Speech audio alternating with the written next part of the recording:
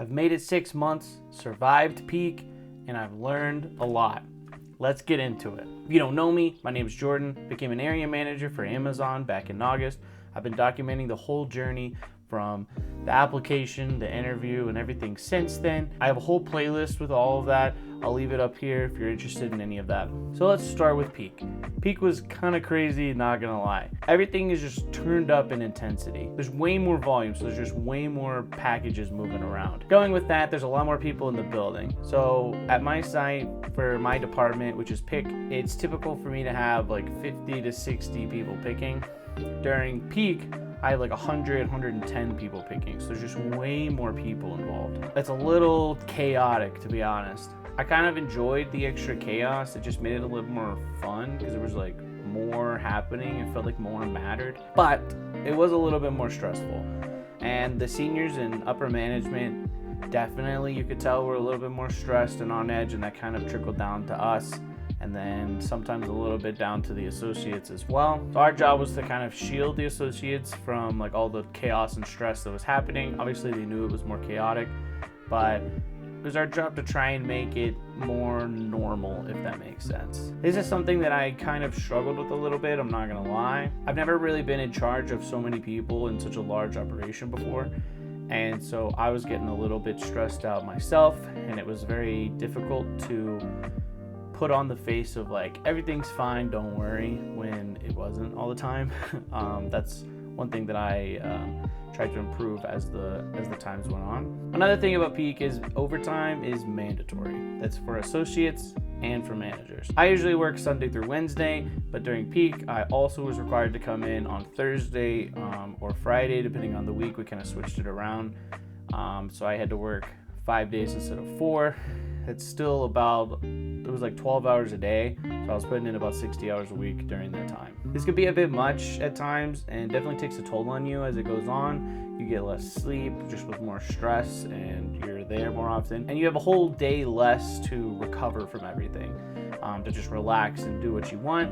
So that last day definitely makes a difference.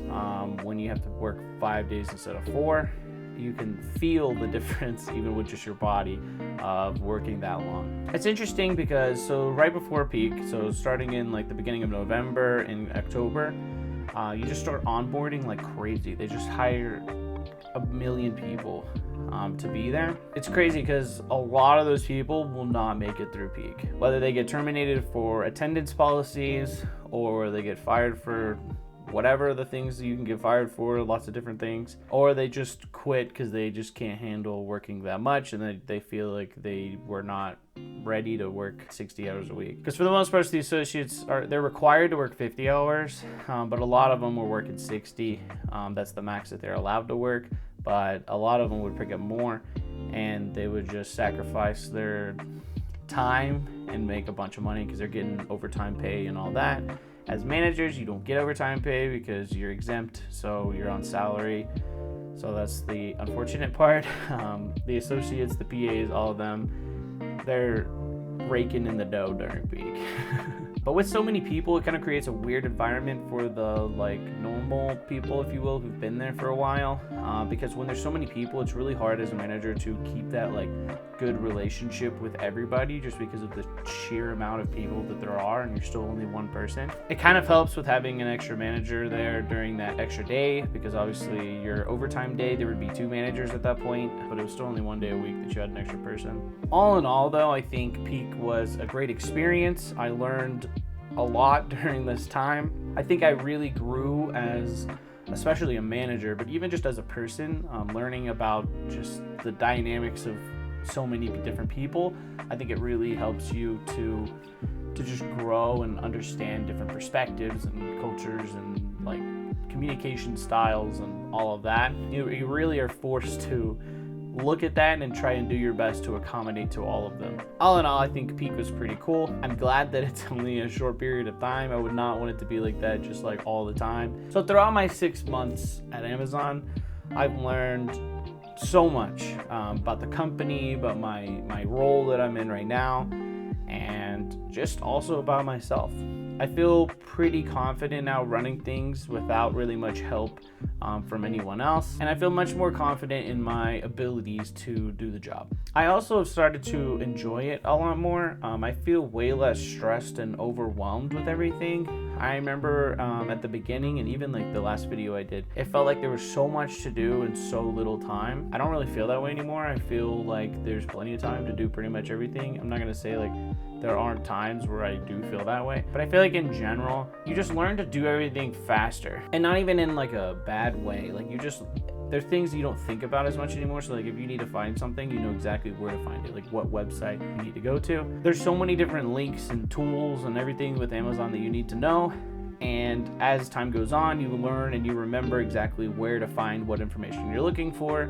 Any manager you'll know will have like 10,000 bookmarks and tabs and different sections, and the more organized you keep that, I think the easier your life is. But that's one thing that definitely helps, is once you have all the links, there's not really like standard links that everyone gets. Like you just kind of have to get it as time goes on. Like you'll need to find information. You'll be like, hey, how do I find this information? They'll be like, oh, you go to this link, and then you save it, then you have it next time.